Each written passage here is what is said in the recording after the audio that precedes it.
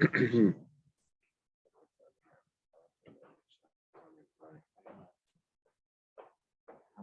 going to take pictures this morning?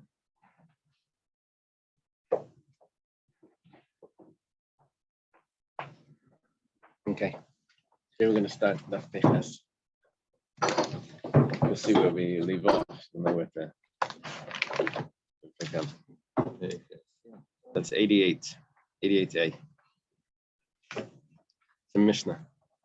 Middle of the page. It says Hamader Hana Mechasnai. Someone takes a vow that his son-in-law cannot have any benefit from it. So he forbids his own, everything that he has is forbidden on his son-in-law. I'm sorry, did you do all the thank yous? I didn't hear it. Oh, sorry. Thank Hashem that we're able to learn every day. Thank you. It's good you're on there. And then the schus of our learning, we should have the basic English immediately. Should be for Shlema, whoever needs. And of course, shidduchim for everyone that needs. Amen. Okay. So, someone takes a vow not to give his son-in-law any benefit, but he wants to give his daughter money. Ran speaks out that if he would give her food, then it won't be a problem because the food would automatically just belong to the daughter and not to the husband. But when he gives money to the daughter, then whatever the daughter acquires, also the husband acquires. It's the wife, this daughter, this wife, is yada is her hand, yada is kiyad baila, is like the hand of her husband. She's like one extension of her husband. So he really can't give her any money. So how's he going to give her money without the husband having benefit from that? What would happen? He gives her money. She uses the money to buy, I don't know, let's say a property, something. The husband automatically eats the fruits from the property, right? How does he give her something that she can't, that the husband won't be able to have use of? So he says, this money is given to you as a gift. As long as your husband, on condition your husband doesn't have any benefit from it. Only what you how do they translate that? Only what you pick up and place in your mouth. Nice of a nice is could also be translated as business. But here what he's saying is that even what I'm giving you is not really yours. You are only allowed to, you only acquire what you're actually have, you only acquire it when you're directly having benefit from it. So it's not yours anyway. It's a double expression here. First of all, your husband can't have benefits from it. And second of all, even you, it's only yours once you're enjoying it. Sort of like you give a bar mitzvah kid money to buy a sefer. The whole time he was walking around with this money, it's like, it's not really mine. I have to go spend it in a farm store. And then he doesn't know they give him $50. He spent $49. What is the last dollar? Is it for a sefer? Can you put it in for the? That's right. So here, she's only acquiring it when she's eating it. In that way, the son-in-law doesn't have benefit from it. Yeah. Gemara says, I'm a Rav. Rav says, Leishanu, this was only taught. It's going to be a machlekes Rav and Shmuel here. Leishanu ela da'amala masha'at noisis v'nisenes bepicha. The only way that this works is if he says that you're only acquiring what you're putting into your mouth. That's what he's telling his daughter. But if he says, whatever you want, you could do with it. Whatever you want, you can do with this money. Then that would mean that the husband can have benefit from it as well. In other words, the statement has to be very particular, very specific, that you're only acquiring it what you're going to eat from it, but not that you can do whatever you want. reminded me of the Shemitah year when you're able to like, harvest where you're going to eat, but you're not allowed to harvest. Right. Um, will the daughter be able like, to get the amount and they spend some on food today and save the rest for the later on? Yeah. But as she's saving it for whenever she's spending it, it's only becoming hers as she's spending it. Okay. Shmuel says, "Afilu amar mashetirtz yasi like kanias and bal." Shmuel says that even if the father, the father-in-law, her father says that you can do whatever you want with it, the husband doesn't acquire it. Now, the Ran over here speaks out something I found very interesting. Ran says that both Rav and Shmuel agree with what it says in the Mishnah, that according to the Mishnah, mashetirtzi yasi, you can do whatever you want with it, the husband would acquire it. And he has to, in the Mishnah was very specific that you only acquire what you're putting into your mouth. That's what the statement has to be. Machlekes here, Rav and Shmuel, is if we're going to go like the Mishnah, what's the practical halach? This comes out very, very strange. Lo shanu ella. Rav says lo shanu ella. When Rav says lo shanu ella, this was not taught only. It's like a bamed dvarim amurim, right? When was this said? This is only said if he says exactly mashat neises v'neisenes bepicha. Only if he says exactly that. If he changes it, the husband will have benefit from it, the son-in-law. And Shmuel says, no, you could change it. But it sounded like it was the pshat in the Mishnah. But the Ran says, no, it's not the pshat. It's not explaining the Mishnah, this machlek, this Rav and Shmuel. Is the Mishnah specific or not?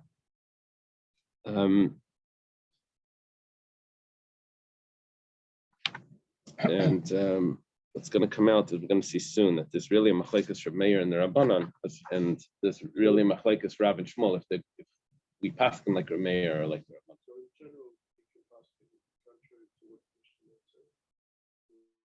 Yeah, that's what's coming out over here. That according to Shmuel, he's passing against the Mishnah. Right. Right. Usually, what we do in order to do that is we would say that the Mishnah is only a specific opinion, and then we'll explain that there's another opinion somewhere else. Maskefla Reb Zera has a question. According to which, according to who does the halacha of Rav follow? Must be Reb Meir. It must be following Reb Meir. Damar Yadi Shakiyad Baila. Because Reb Meir is very specific about really the halacha of Reb Meir was really regarding something else. It wasn't about what was the original halacha of Reb Meir?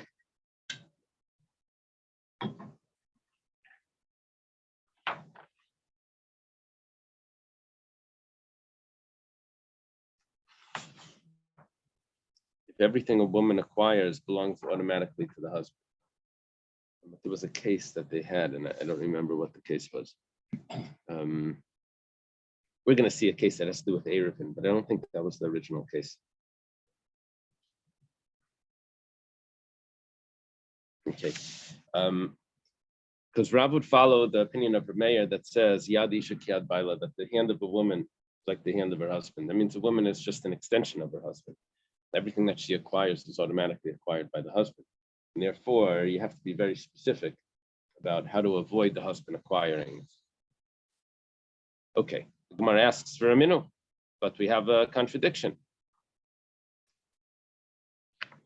It's interesting, the term over here, Maskefla Reb Zera.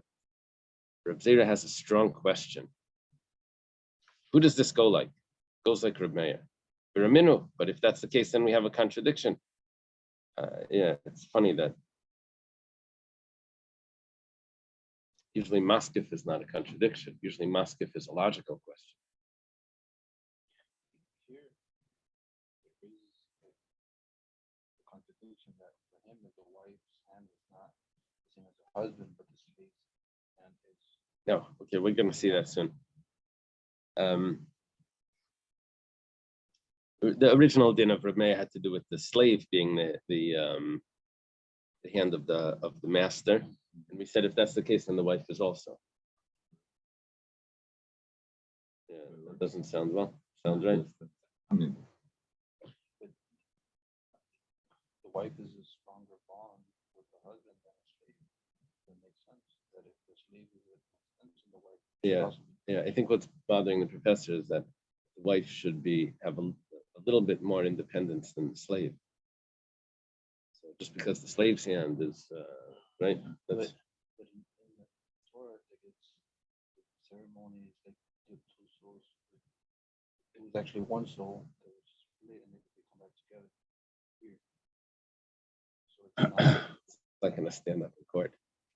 But I think in the base, what is it? Like, Yes and no. Yes and no. Okay.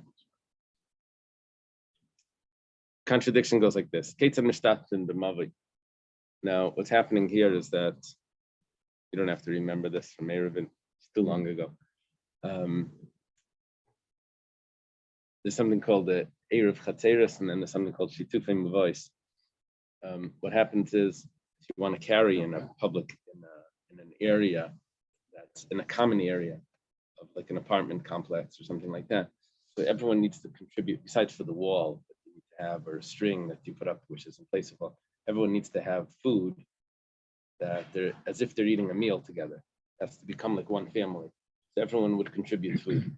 So the same thing would apply if there's an alleyway that has courtyards around it, and you want to carry in the courtyard, in the public alleyway, not in the courtyard. In the public alleyway, everyone wants to carry. So each one of those courtyards has to contribute food. Besides for the houses in the courtyard, that's an Erev Chatzeres. They also have to make a Shitufei Muvais to join the courtyards to the alleyway. They would have like a cul-de-sac, a dead end, and then they could carry there. So how does a person join the alleyway? He puts down a barrel. He gives it to everyone. So he's giving it to everyone in the alleyway. And how does he give it to them? yeah. Who's going to make the acquisition? Who's going to acquire it on behalf of all those people? So it says he can actually give it to his slave or his maidservant, the Jewish ones. They're independent. He can give it to his Jewish slave, only works for 6 years, right? Or his maidservant, also, which is would be that young girl, I guess.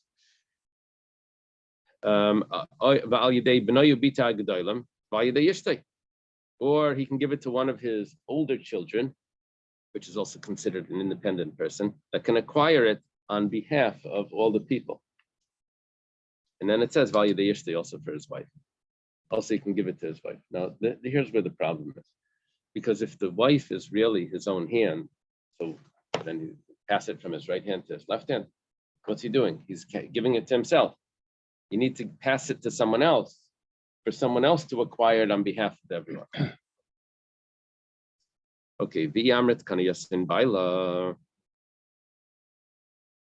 And if we say that the husband acquires Eruv leinafik mishus the Baal, the Eruv never left the domain of the husband. The Gemara spells it out more than it does in other Masechtas. In other Masechtas, it would be shorter. It would just have a question mark, like 2 lines up, and then we'd say, figure it out. Okay. So we have a contradiction because here we have the wife being able to acquire on behalf of everyone, and then we had the Mishnah by us, which is the opinion of Reb Meir, which the wife is the hand of the husband. Amarava, so Rava answers, Afagav the Amar Reb Meir Yad Isha Yad Baila, even though Reb Meir holds that the hand of the woman is an extension of the hand of the husband, Meider Reb Meir Linishitav Kimdal Schus La'achirim Hum Yad Baila Zachir.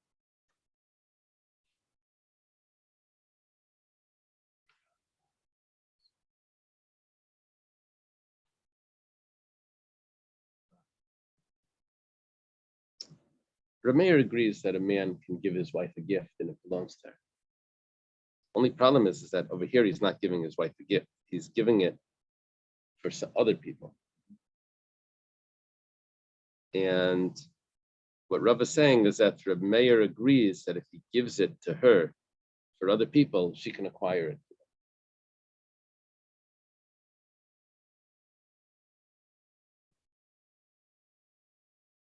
Okay. How does that help to understand the mission? Back to us.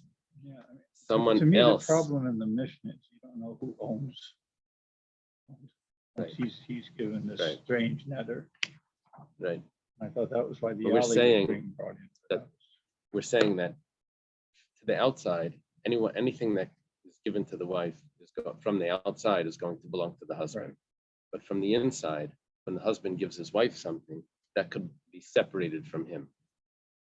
So we're seeing that it is possible for the wife to acquire Own from the something, husband, yeah. even though coming from the outside, it would automatically belong to the husband. That's what it seems. Also, like the sula, that the husband's supposed to provide like food, clothes, and food.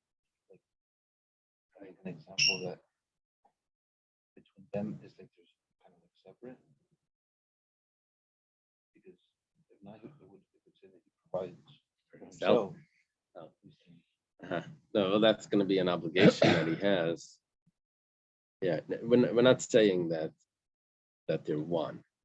The wife, we're just saying that this is like an agent. The wife is like an agent on behalf of the husband. How I understood is like to the outside, if it's not between them two, they're one. Because when her father gives her something, it like automatically Right. belongs to the husband. And between them, it's like separate. Right. They're separate. Right. Right. That's right now. Well, that's what it is on a practical level. Yeah. Esvei Ravina or Ravashi. Ravina asked Ravashi. We went down some generations here. It started with a question from Reb Zera. Very strange maskif. Question from Reb Zera. An answer from Rava. And now Ravina asks Ravashi. We're at the end of the Talmudic period. Elu shezachen lam al yedei b'nai yabita agedailam v'abda v'shivchasei ha'ivrim. These are people that can acquire on behalf of everyone else. This would be his son or his son or his daughter that are older, mature children, or his Jewish slave. And these are the people that cannot acquire. We're talking about the Erev that cannot acquire.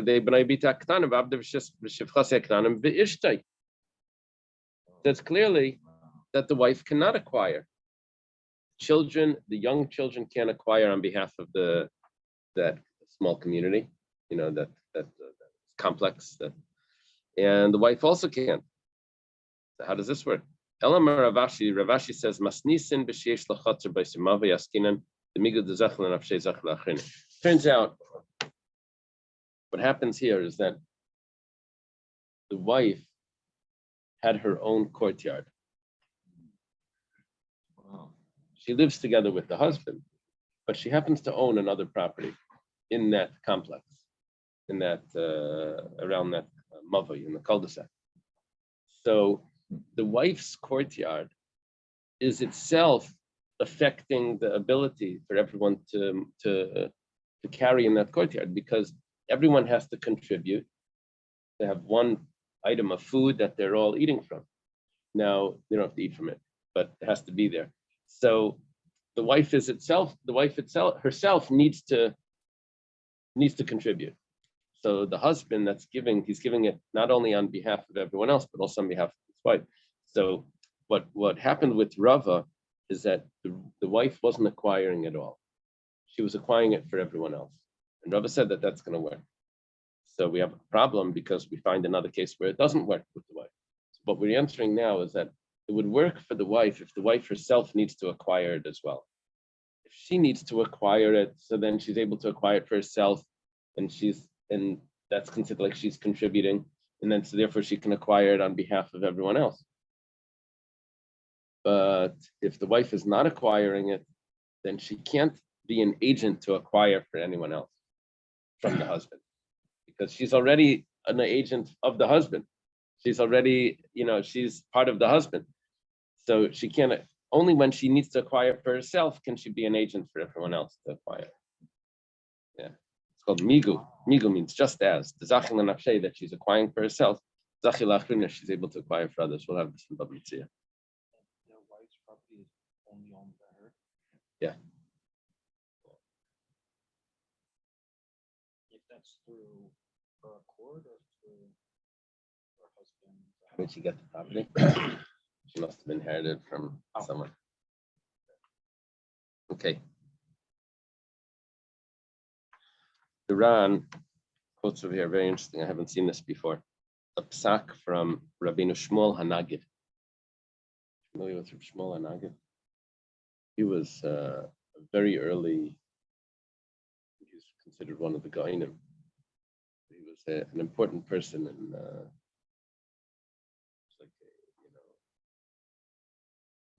advisor to the king, and it was like a wealthy man. I think Nagid means wealthy, I don't know.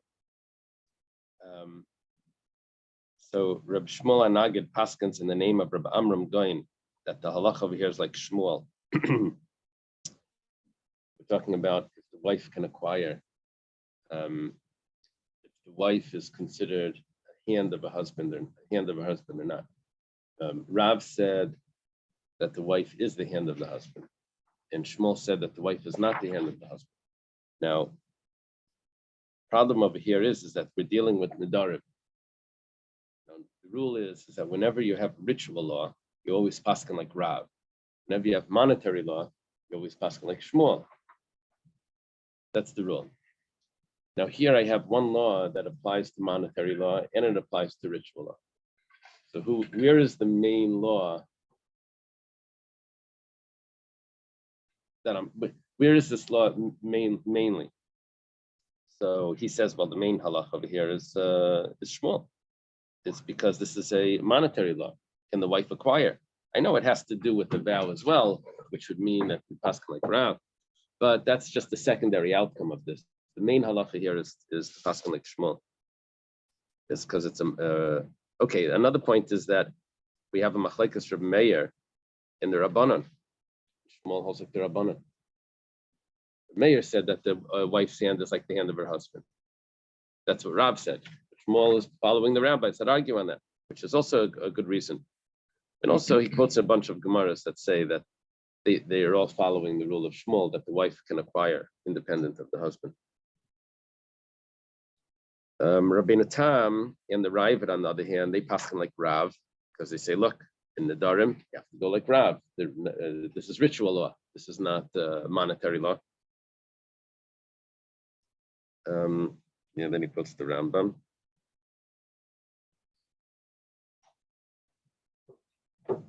Okay.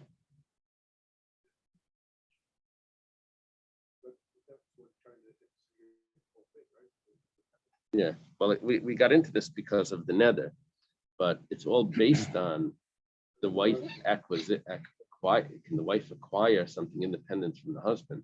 That seems to be monetary law.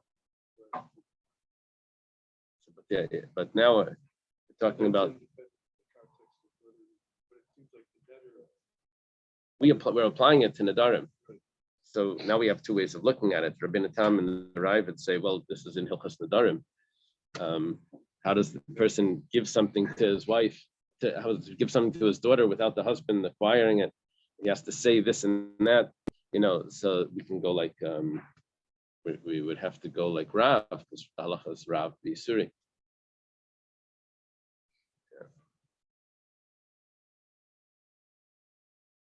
Mentioned Rabbi Janowski from Miami Beach. He told me that it was in, I forget who it was, one of the Rosh Hashivas in Israel. Maybe it was Rabbi Ruderman or Rabbi Weinberg. I don't remember who it was. I think it was Rabbi Ruderman. It's in his house and he had Kabbalah Sfarim. So he said, what do you do with the Kabbalah Sfarim? He says, oh, it's very interesting. So he says, give me an example. So he said, well, in Kabbalah it says that Rav that Rashi is a Gilgal of Rav, and the Rambam is a Gilgal of Shmuel. So it turns out that whenever Rashi never says what the halacha is, except he just gives you what the meaning of the words are, but it says v'hilchasa, except in two places, Shabbos and Masechtas Chulin. So, which is basically ritual law, Shabbos and kashrus. So it says that's because he's following Rav, and if you look in the Shulchan Aruch in Choshen Mishpat, it's almost all the language of the Rambam. So that's following Shmuel. That's monetary law. Anyway, okay, whatever. Now we have a new Mishnah. We're on Peches Amud Beis. The Neder Almana Grusha Yakamala. Neder Almana Grusha Yakamala. The vow of a widow or a divorcee is established. Now the Gemara understands this, that of course it's established. Who's going to annul it? She's not married. The Gemara understands this is that she takes the vow and then she gets married and the husband still can't annul it. Otherwise, of course it's not annulled. There's no husband, right? So it has to be that there is a husband, and it's to make it into a chiddush. What are you telling me? Just make it into something significant. So there has to be a husband, and it still doesn't work. Kate said, "How does that happen?" Amra, she said, "Hareini nazir lachar shleishim yom." I'm going to be a nazir in 30 days. That's what she says. Even though she gets married within 30 days, now she does have a husband. But in Yachalafa, the husband can't annul it because remember, the husband can't annul vows that were taken before he married her. Even if it's Beinayim. Yeah, nothing from Eina Baal Mefer B'Kaidman. Vows that were taken before he can. Only way that was possible was if she was a young girl and she was under her father's, and by the father, there's no such thing as Kaidman because, of course, he was always around, of course. But she can't have come before him, right? So because the father can annul it, the husband can also annul it. He gets that ability from the father. But here, when she's talking about a marriage, we're not talking about the young girl. So the husband can't annul the vows from previously. But they're betrothed, right? I'm assuming it's a month before. Yeah, but he can only annul her vows independently when they're married. Here, this is a woman that's a widow or a divorcee. So her father is not here, right? Because once she's married and divorced, then the father is not part of the picture. Yeah.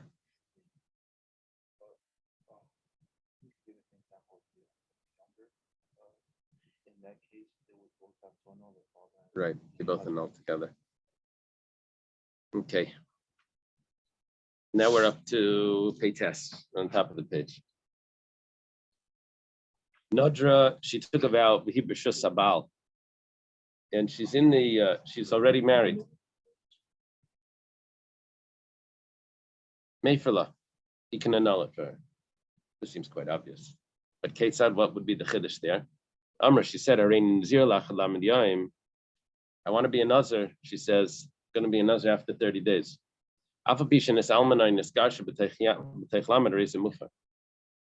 Even though the husband isn't around by the time the vow takes effect, because he either divorced her or died, but he annulled it right away, it's still considered annulled. In other words, he doesn't have to be there when it takes effect. He only has to be there when it was uttered, when it's said. That's what we're learning here. Same thing like before. The main time of annulling the vow was not when it took effect when he was married, it was when it was said, right? So from the Mishnah, it seems that the saying of the vow is the time that it gets annulled, and that's the main time of the vow. It seems like her ex-husband is able to annul it when she said it.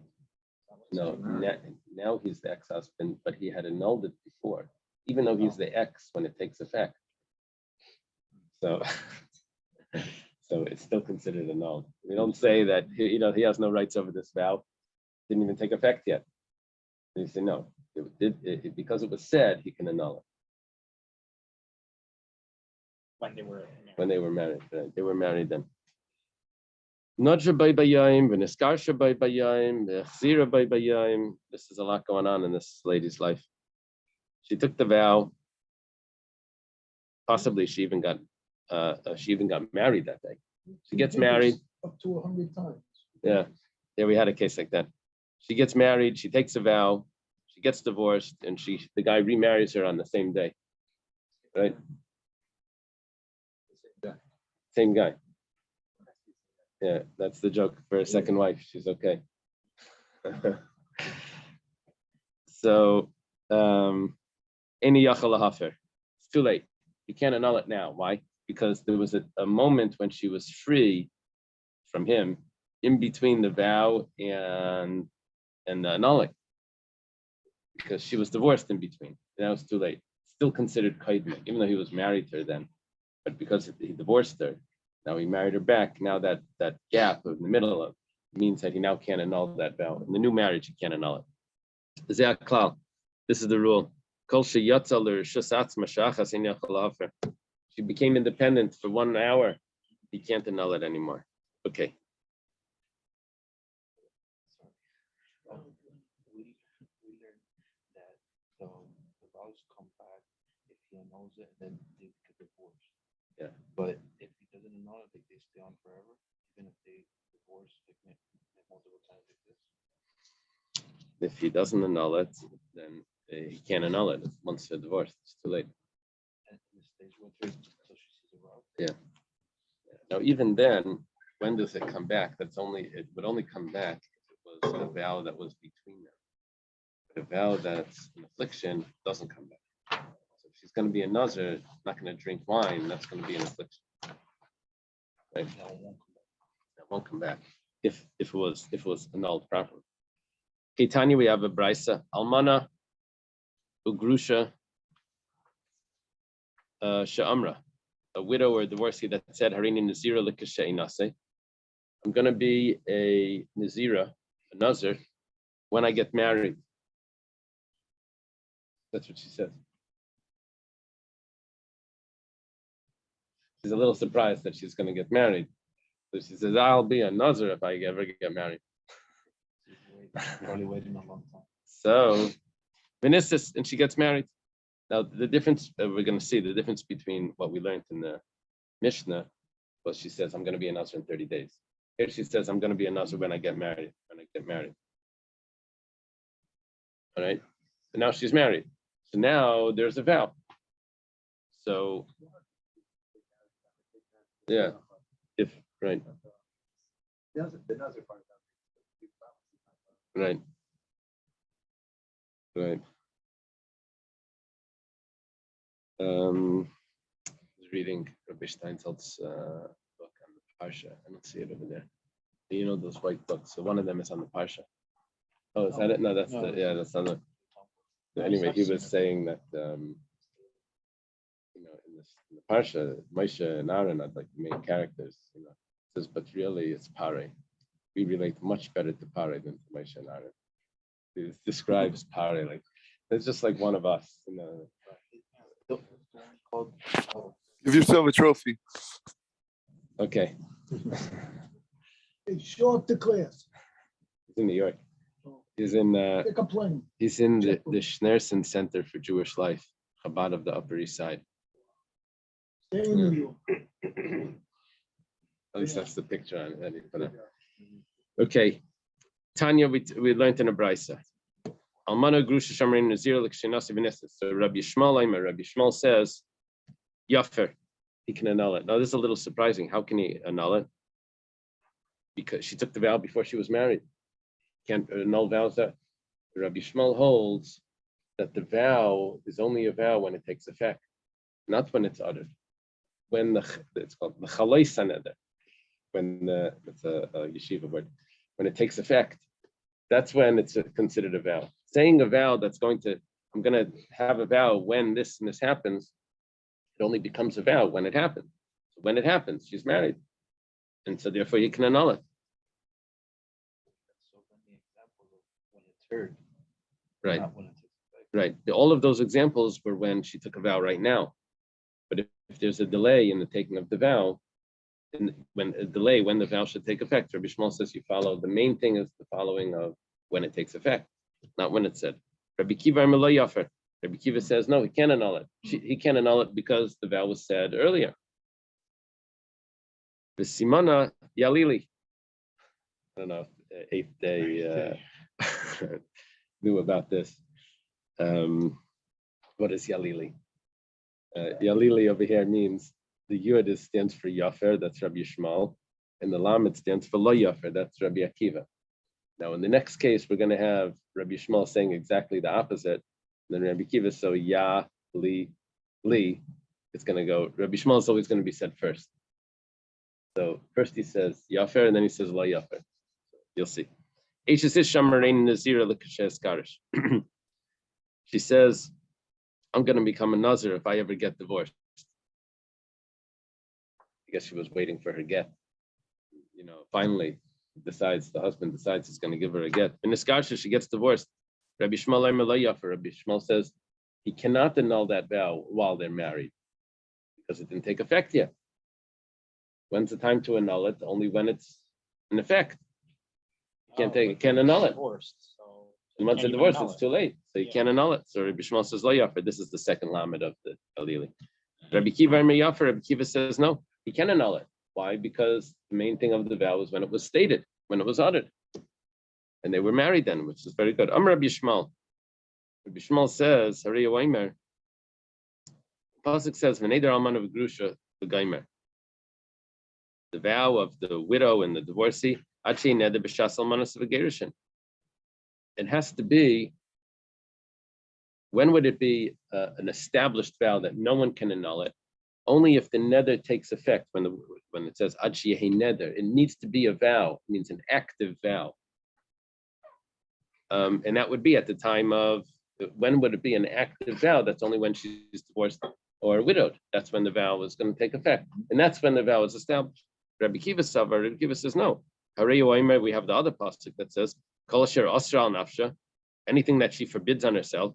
Ad sheyehi suri nether b'shas almanas v'gerushin.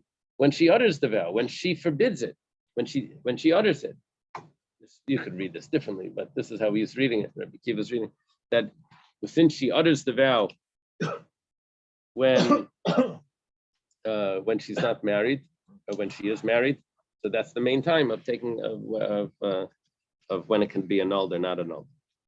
Rav Chizda says Mishnisin Rabbi Akiva. Our Mishnah has to be Rabbi Akiva. Okay. Why is our Mishnah Rabbi Akiva?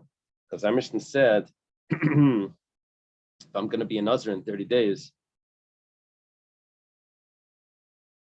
she gets married, the husband can't annul it. Shmuel would say the husband can yes annul it, because it didn't take effect until 30 days. If she says, I'm a Nazir after 30 days, and she gets divorced, the husband could annul it. That's clearly both cases of the Mishnah, Rabbi Akiva, that it's when the vow is uttered, not when it takes effect. Rabbi Shmuel would say exactly the opposite. Rabbi Shmuel would say, I'm going to be a Nazir in 30 days. She's single. And then she gets married within those 30 days. According to Rabbi Shmuel, the husband would be allowed to annul the vow. Or the opposite. If she says, I'm going to be a Nazir in 30 days, and then she gets divorced, Rabbi Shmuel would say he can't annul it. And the Mishnah says that he can. Before, right? He annuls it while they're married. So the Mishnah is clearly Rabbi Akiva. That's Rabbi Chizda's statement. The whole discussion that they had to be heard. Right. It was heard. But it doesn't take effect yet until something else happens. But the husband didn't hear it when she said it 30 No, days before. the husband, he hears about it. He doesn't have to hear it, her saying it. He has to hear about it. He has to know about it. Yeah. Or a tape recorder? Yeah. Okay. Someone says that she took a vow, or she says, by the way, I have a vow. He says, oh, you have a vow? Okay, I'm going to annul that. Abaya says, Abaya is a student of Rav Chizda. He says, Afilu Tamer Rabbi Yishmael. It's possible that the Mishnah could follow Rabbi Yishmael. Doesn't say clearly he's a student of Rav Chizda, but he's one generation down. Rav is a student of Rav Chizda, yeah. It could be Rabbi Yishmael. There's a difference between the Mishnah and the Brisa. The Mishnah wasn't dependent on the marriage. Mishnah was in 30 days, I'm going to be a Nazir. The Brisa was saying, when I get married, I'm going to be a Nazir. Well, Sholmo Yomi v'lei Niskarsha, Sholmo Yomi v'lei Mitzvah. The days could have passed and she doesn't get divorced. And the days could have passed and she doesn't get married. So in other words, Rabbi Yishmael that says that it's dependent on when it takes effect, that's because she clearly put the condition in there of the marriage. But if the condition wasn't the marriage, the condition was just days, then Rabbi Yishmael would agree that it's after it was said, not after it takes effect. Now,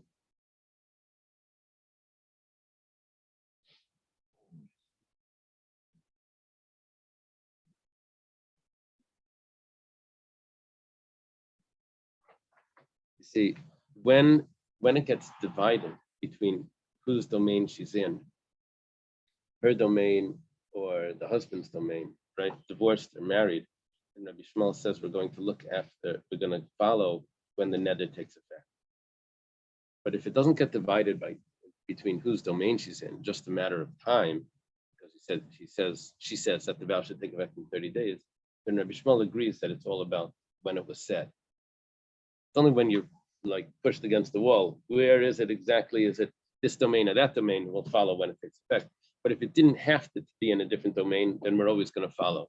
As Abai is looking at this, that I have a way of explaining the Mishnah according to Rabbi Shmuel, even though it doesn't seem like perfect fit, but at least Rabbi Shmuel could get out of it and explain that I never said it in the case of the Mishnah. Okay. Yeah. But I thought it like that the marriage was not like guaranteed. It's kind of like a promise, and then the time is like more guaranteed. So like when she says it, like with the stipulation of the time, it's more likely like it's God willing that the time will pass. But the marriage is like it has like less chances. So maybe that's why he. That's an interesting point. goes with Yeah, that. That's an interesting that's point. cool. Yeah. As long as Hashem gives you life, like the 30 days will pass.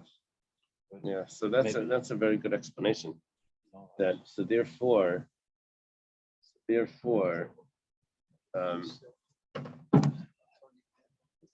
other words, the 30 days is definitely coming. So therefore, it goes after when it was said because it's definitely going to happen. Yeah, Duran doesn't explain it like that, but that's a nice explanation. In 30 days, she could be divorced and married, divorced and married. Right. Sometimes it doesn't matter. 30 days is right. Right. So according to that, we would always go after when it was said because it's definitely coming. Yeah. That would be Rabbi Yishmael, even Rabbi Yishmael that says you go after when it takes effect. But if it was given time, an amount of time, which is always going to happen, right? What if she dies with him?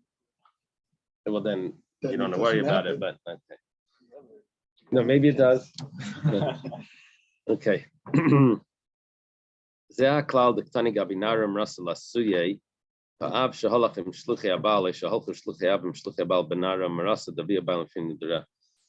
In our Mishnah, we had a Zeh klal, and in the Mishnah, in an earlier chapter, we had a Zeh klal.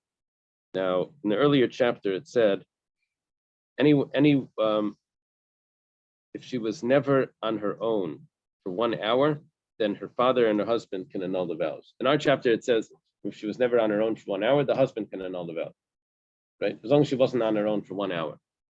And then we had it before, by now Marasa, then over there we said she wasn't on her own for 1 hour, then the father and the husband. That means she wasn't divorced. So what's it coming to include over there when we said Zeh klal? This is the rule. We're making a rule, obviously, because you're trying to include more things than what was stated. It's coming to include if the father gave the daughter over to the messengers of the husband, or the messengers of the father gave her over to messengers of the husband, she's still considered, went directly from the father to the husband, and the father and husband, betrothed husband, can annul the vows together. right? We don't say that because of her messengers in the middle, she left the father and she didn't reach the husband yet. We say that that's considered that she reached the husband, either because they were messengers of the father or messengers of the husband. She's considered in the husband's domain, which is basically directly from father to husband. What's the Zehaklal? This is the rule that it says by us. Our chapter is called Elu Nedarim. These are the vows.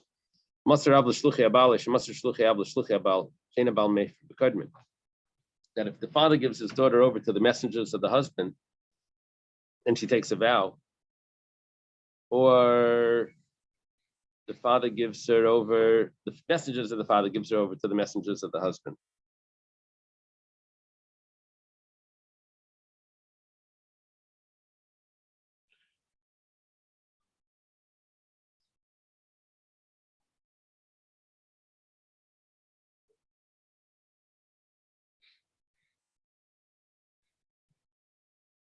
I guess this is going into the marriage.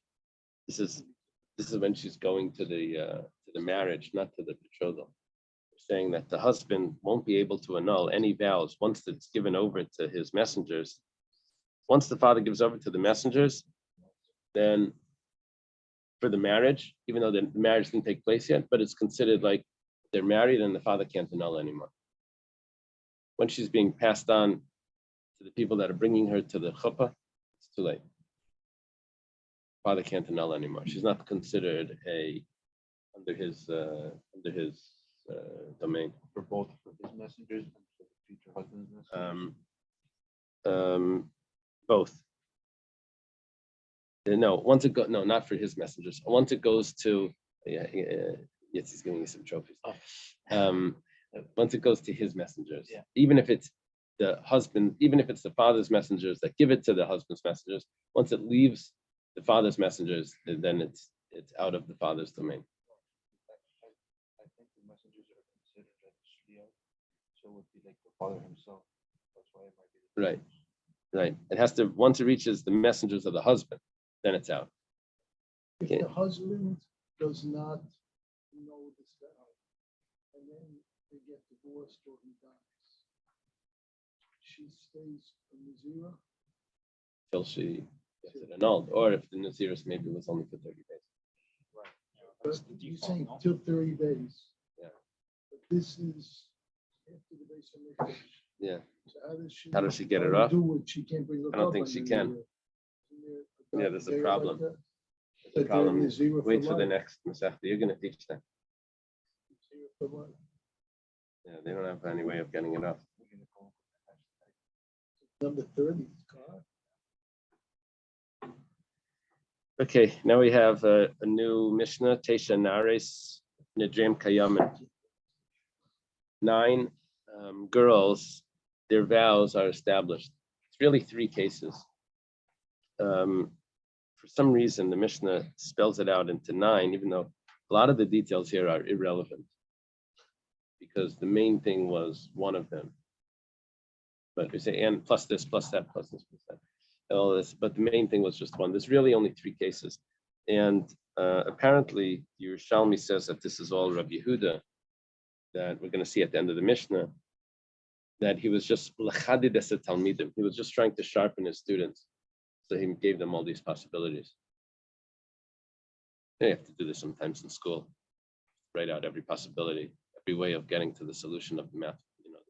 Give me, 6 ways you can get this answer. Cheating. That doesn't work. It's the doctor. Just kidding. You have to think of all the possibilities. Okay. Number one, we'll have like 1A, 1B, and 1C. And then it will be 2A, 2. So number 1 is by Geras. No, I'm just making it clear. But you'll see. By Geras v'hi Yisayma. She's mature already, but she's an orphan. Now, those are 2 reasons why her vows are established. Because first of all, she's mature. Second of all, because she's an orphan. Now, it turns out that she's not actually an orphan. We're talking about she's a Yisayma b'chayehav. She's an orphan while her father's alive, which means that she was married and divorced. So she's left her father's jurisdiction. She's left her father's jurisdiction anyway because she's mature.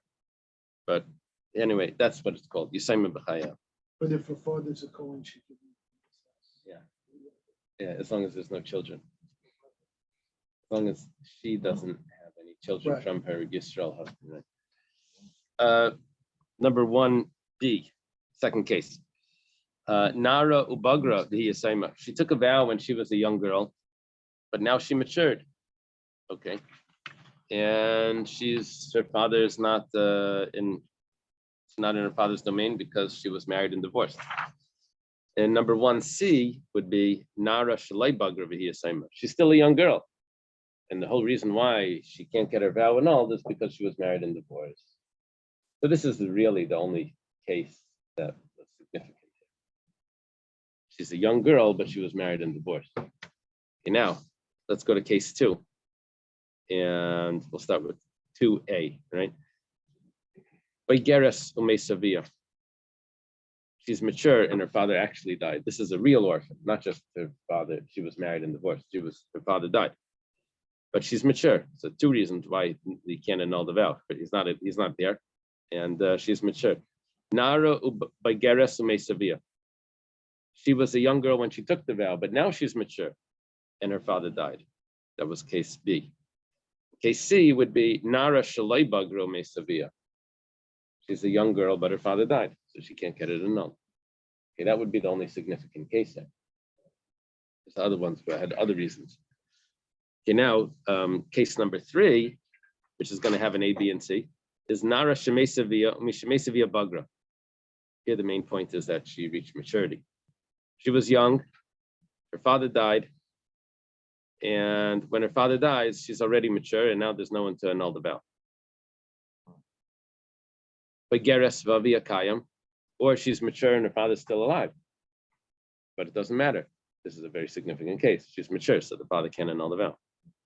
Nara Vaygeres Vavia Kayam, or she took the vow when she was young, and then she's reached maturity and her father's alive. So the reason over here why he can't annul it is not because she took the vow when she was older. She took the vow when she was younger, but now that she's older, he can't annul it. So the point over here is maturity. So the 3 cases would be if she was married and divorced, the father can't annul it.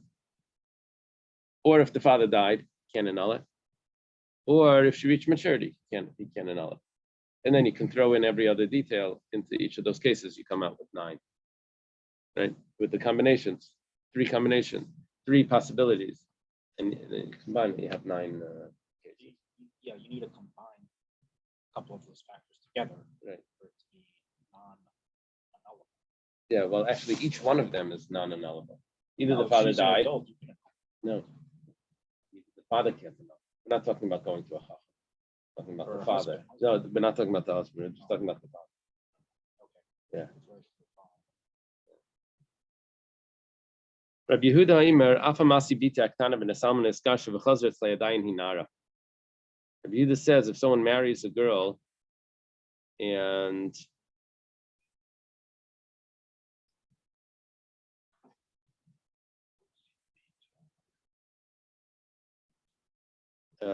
he marries off his daughter and she becomes widowed or divorced, and then she goes back to the father, Adayin Hinara. How do they translate that? Adayin Hinara. That the father can annul the vows? It says her vows cannot be nullified.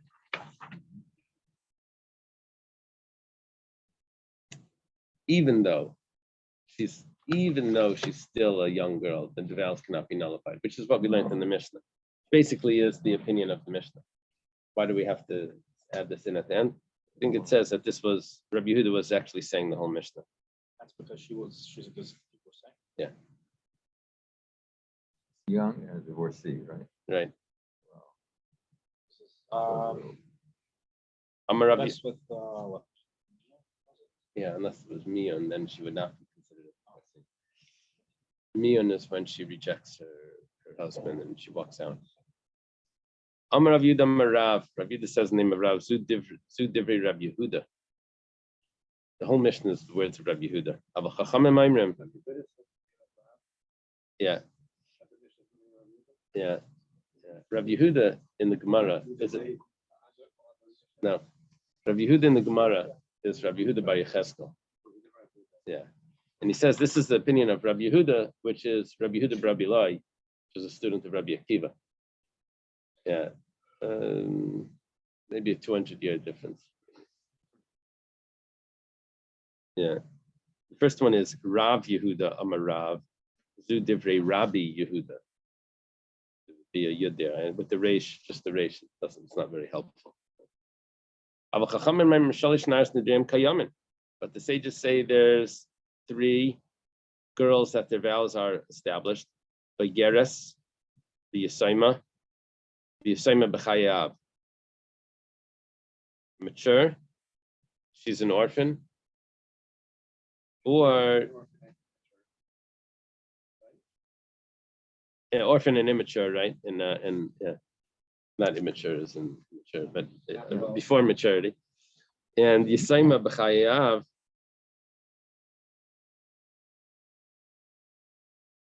which is really what Rabbi Yehuda said. So it's the same thing. What's the difference? The difference is that the sages only listed it as 3 and Rabbi Yehuda listed it as 9. But it's really the same case. How many cases do you want to have? Rabbi Yehuda had the 9, but the sages said it's just 3 cases. What is that? Woodchuck. Uh-huh. How much wood can a woodchuck? Right. Kainam she'eni nana la'abo lavicha im isa ani al picha. You have a new Mishnah. In this Mishnah, the woman is taking a vow. We're on 89. The woman is taking a vow, and she's making a condition. She says, the vow is, I'm not going to give benefit to my father or to your father. But the condition is if I feed you anything. So the condition is clearly like a violation of it would be if the condition would be the vow, then that would be a vow that would affect their relationship. So the husband, according to the Ran, can annul a vow that the condition is affecting the relationship. This condition is against the tzuba.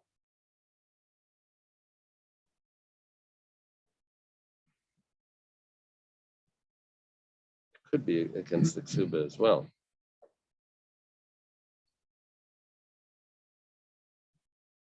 How do you resolve that? Is this against the ksuba? She's supposed to be providing her husband with food.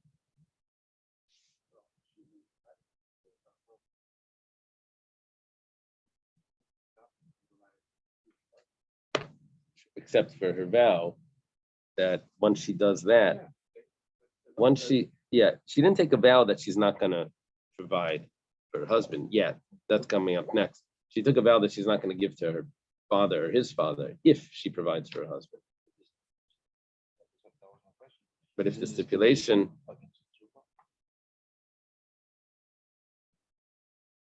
I don't know. no, Maybe one she second. orders, She's like, allowed to provide for her husband, but when she does that, she's going to have a vow on her that she can't provide for her father. But in the next case,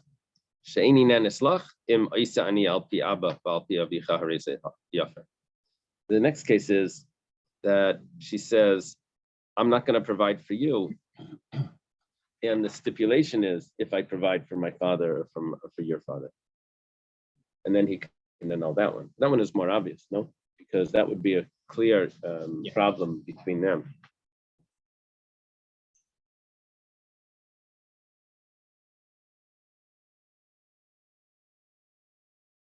Or maybe it's not so obvious because she doesn't have to provide for her father, and then the vow will never take effect. It's a way out of it. So maybe it's not so obvious. Tanya, start in a brisa. I won't give benefit to my father, to your father, if I give you benefit, if I provide for you, if I feed you. That's what she tells her husband. Rav Nassan says that you can't annul this vow. Why not? Because the vow didn't take effect yet. According to Rav Nassan, you can only annul a vow.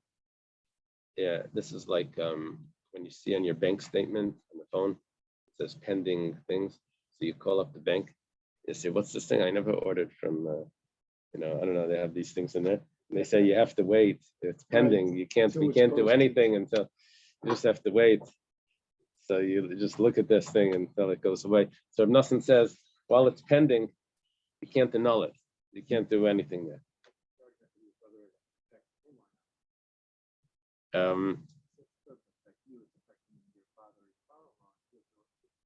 Yeah, that's a discussion of is it really affecting him?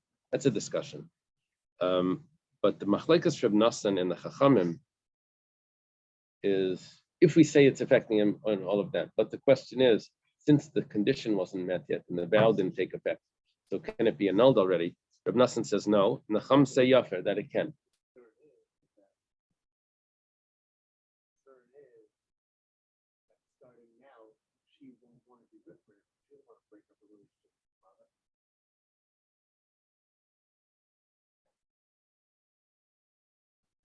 Go, you're making this promise. Oh, you're not going to dinner for me.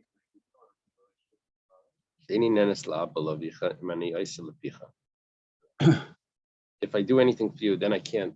Right. Right. So they say, oh, great. Now you're not going to lunch for me.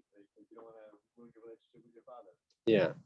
So Reb Nassan says. Does he have standing in his case? It's the same Yeah, with but Nassan one and second. Babel. This is Reb Nassan and Babel, yeah. But 1 second. I have a machlekes here, Reb Nassan and the Chachamim. The condition was if I feed the husband. So that once she feeds the husband, then everyone agrees that the vow could be annulled. Reb Nassan and the Chachamim would say that the vow could be annulled. It's only before she feeds the husband can the vow be annulled. Question mark. No. In that case, I mean, nothing. No, this is only before she feeds the husband. Where Reb Nassan says la yafa. Once.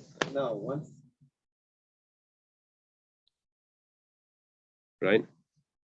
He has till nightfall. Can't say, wait till she feeds her or doesn't feed her, and then he can make a decision. Is that when the action takes place? Then the time frame starts, and you have to wait till nightfall. So when the action takes place, if he's concerned that he wants to be made for the method, he does not accept food, right? Right. Oh, nobody needs any goods without it. You can't have to pay for that. Right. So I think it's about standing. It's about Standing in it. Oh. He can't take. We already established that he can't annul vows that are not due with him. yeah, I understand that's a discussion over here, but I don't think that's the machlekes Reb Nassan and the Chachamim. I think the machlekes Reb Nassan and the Chachamim is a vow that didn't take effect yet. If it couldn't be annulled, that's how I saw it in the commentaries here. We already learned that 2 weeks ago. We learned You make a before. promise on 30 days, right? 30 days, I'm going to be coming out here. And he has the right to annul it, right? That was because he wasn't the husband at that time. Now we're talking about No, he is the husband but he couldn't annul it. Why? Because it took place beforehand, before right, the exactly. marriage. Even though But it here- began for 30 days. No, here I don't have that issue. Here I have she's married and she takes a vow and the only thing is the vow doesn't take effect until there's a condition. Reb Nassan says that it can't be annulled until that condition is met. Let's see the next case. Chachamim yafer. Netulani min haYehudim. If she says I'm removed from Jewish people. That means she's not going to have relations with any other Jew. If I have relations with you. Rav Nosson says he can't annul it because I guess she didn't have relations yet with him.